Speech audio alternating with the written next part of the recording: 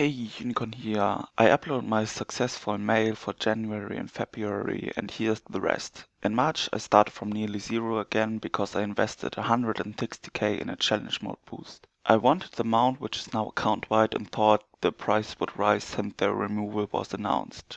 I probably could have done them on my own with my warrior, but the paladin set just looked better and I wasn't that motivated. There wasn't much gold for me in March either. I turned a lot of tin ore into moss agate and made percentage-wise a huge profit, but only a few gold in total. I also sold 3 recipes for invisibility potions, which I found pretty cheap while searching for my own alchemist. They were going good since everyone was doing challenge modes, but in total the month was a flop, even though I tried. And of course there were a few transmog pieces that I still had left over, which I sold. I realized though, if I don't farm I need to buy and resell more, so I made a TSM shopping list for transmog. In April I got the first profit from this and also made a huge chunk of gold with the Children's Week. I was selling sweets for an achievement, which I've already done the years before.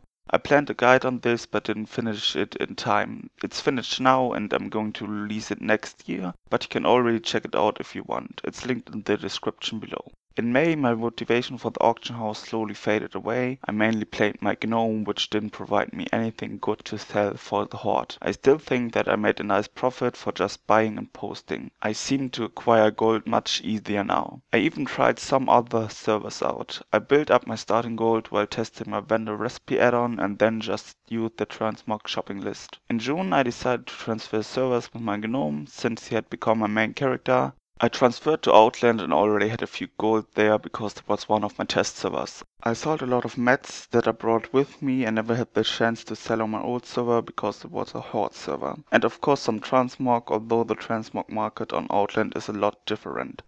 Some items are really cheap and some items are really expensive, but never close to my average from the TSM list I have, but I still made profit with it. July was the last month I recorded, and again I sold transmog of course, but I also had a lot of items from just playing my gnome. A lot of timeless isle farming and just having fun. The auction house took the second place again during my gameplay. Also of course a lot of vendor recipe sales since I released the add-on and tested a lot during the end phase. After July I really left the auction house behind and only put up auctions like once a week and that on different servers. My goal is it still to get the best in-game mount, the Magic Rooster.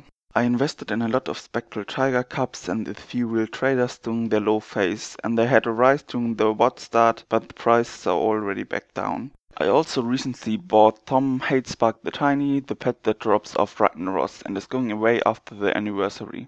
The prices are already rising and I hope I get some gold going for my rooster mount with that.